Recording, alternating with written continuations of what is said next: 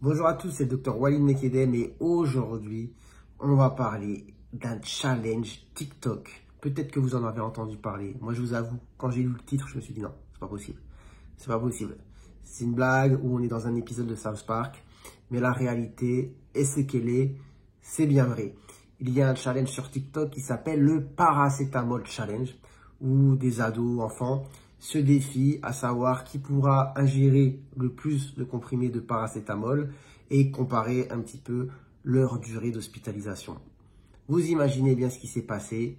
Le drame est déjà arrivé. Un enfant de 11 ans est décédé aux États-Unis. Et du coup, c'est dramatique. Mais on va revenir un petit peu justement sur l'action que peut avoir le paracétamol. Le paracétamol, même si c'est un des médicaments les plus fréquents, les plus utilisés pour soulager la fièvre et la douleur, il n'est pas sans risque. Au-dessus d'une certaine dose, il est hépatotoxique, c'est-à-dire qu'il peut vous détruire le foie. Donc le paracétamol est métabolisé par le foie, c'est-à-dire qu'en gros, il est transformé, digéré au niveau du foie. Donc ce sont les cellules hépatiques qui s'en chargent. Il y a des mécanismes complexes que je ne vais pas expliquer ici. Mais au-dessus d'un certain grammage dans la journée, eh bien, le foie est surchargé. Donc, ce qui se passe, c'est que les cellules du foie explosent, sont saturées justement par les doses de paracétamol et on arrive à ce qu'on appelle une hépatite médicamenteuse qui peut être ce qu'on appelle une hépatite fulminante, c'est-à-dire qu'on a vraiment une grande proportion du foie qui d'un seul coup ne fonctionne plus du tout. Toutes les cellules sont explosées, entre guillemets, et du coup là, il n'y a pas de retour en arrière. La seule solution pour guérir de cela, c'est la greffe hépatique en urgence. Ce que vous imaginez n'est pas forcément tout le temps possible.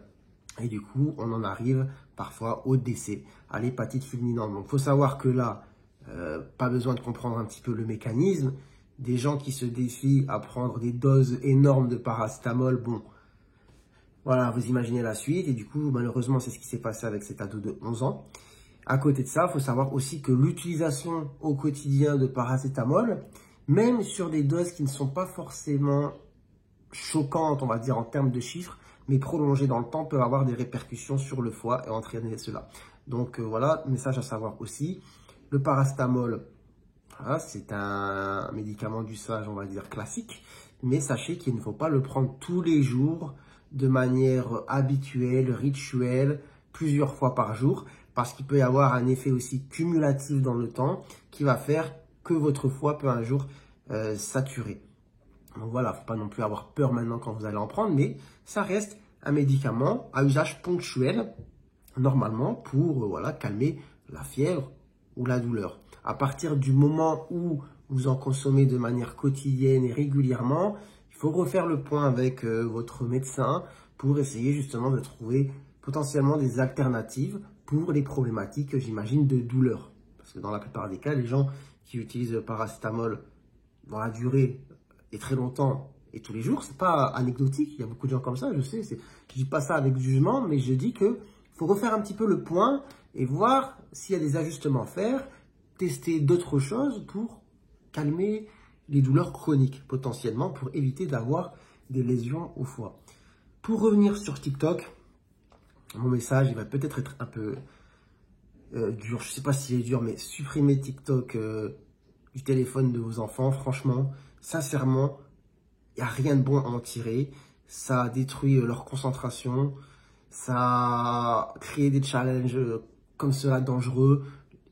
Combien de fois on va dans la rue, on voit des enfants, des ados qui sont à plusieurs en train de se filmer justement à faire des défis, etc., qui sont dans des trends TikTok et ensuite à les partager.